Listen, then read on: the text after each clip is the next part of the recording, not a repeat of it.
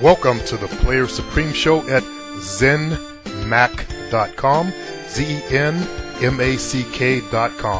I am your host, Player Supreme, and this is a very special podcast show that I'm doing. 25 ways you can increase your self-esteem and confidence. So without further ado, let me begin with the first technique to boost your confidence and self-esteem. The first one you can do is to love yourself. Now this takes a bit of practice and it looks kind of funny, but try it. It'll work for you.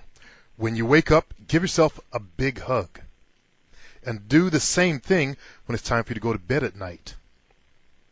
Now some of you may have heard this before, but how you expect others to love you is the way you love yourself. So how can you expect others to love you if you don't love yourself?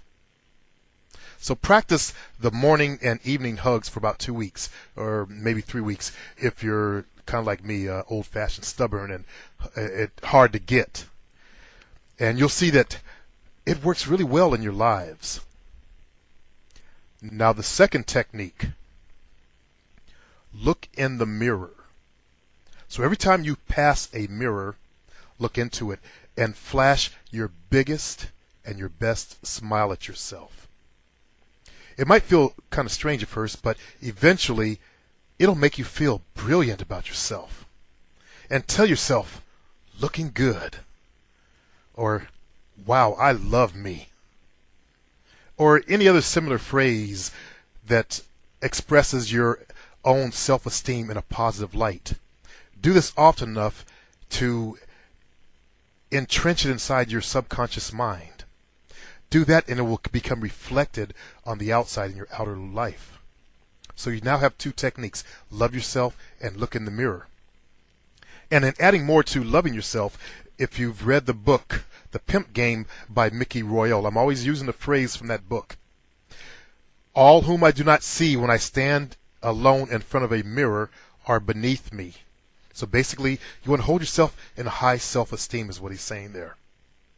But the third thing, do things that make you feel good. And that could be anything from listening to music, taking hikes, doing volunteer work, or even just taking a bath. Anything that gives you a positive feeling about yourself will increase your self-confidence and your self-esteem, because you're taking yourself into a positive energy. The more positive energy you have that you bring into your life, the more of that will come on the outside.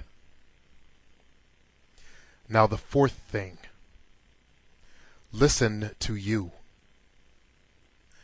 Nobody knows you better than you know yourself. No matter how many times or how many people try to tell you differently, nobody knows you better than you know yourself.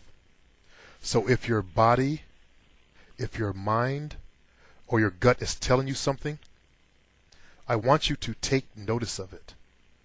And don't worry about what other people may possibly have to say about it. Listen to you. Learn to develop that inner intuition that comes from inside. And once you begin to do that, you'll take confidence in the feelings of what your body's trying to tell you. The fifth thing, talk to you. Yeah, not like you're crazy or something like that, but in times of stress, take a time out break. Wander in your own mind and have a conversation with yourself about anything. Tell yourself how lucky you are. Tell yourself how lucky you are to be you. And praise yourself for every good and positive thing that you can attribute to yourself. Remember, the way it is on the inside is the way it is on the outside. Your outer world is merely a microcosm of what's going on inside. Too often we've dumped a lot of garbage and false beliefs into our subconscious mind. Thereby, it causes our outer world to shift focus and change to become like those beliefs. So sixth thing is to remove negatives. If anything feels like it's dragging you down, get rid of it. If it's clutter, tidy up. If it's a friend full of negativity, explain nicely that you don't really feel up to talking to them right now.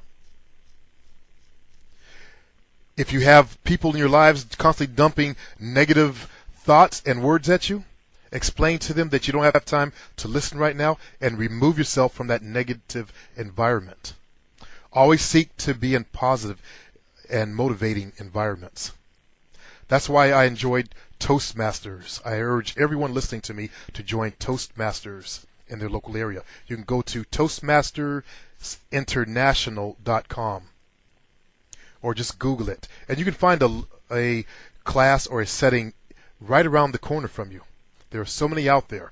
And there's such a positive environment because it's very supportive. So go for environments like that where you're positively supported. Which brings me to my 7th tip. Surround with positives.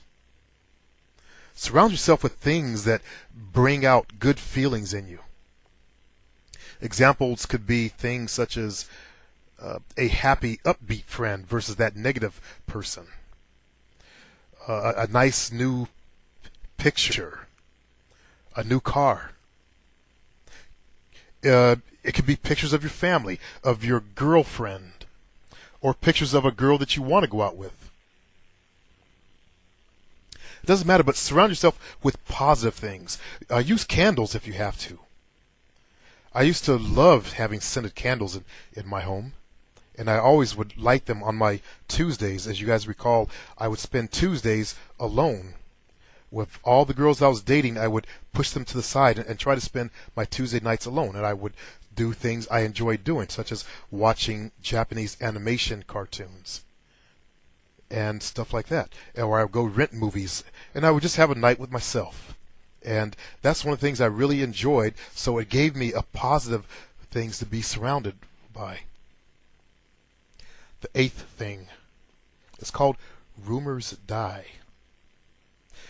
Did you ever hear something about somebody who said something about somebody else? Drop that stuff. Rumors are nasty. They're things that can only bring you down. When you get involved in that kind of negativity, you bring yourself down. The best way to kill a rumor is ignore it. The 9th thing, which was a challenge for me in my life, which was total honesty. I'm referring to total honesty with women out there.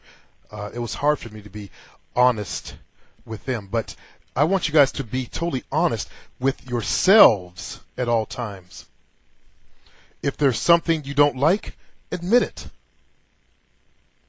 If there's something you don't want to do right now, and it isn't necessary for health and safety reasons, then just don't do it until you feel like it. My mother used to say the only thing you have to do is die and pay your taxes.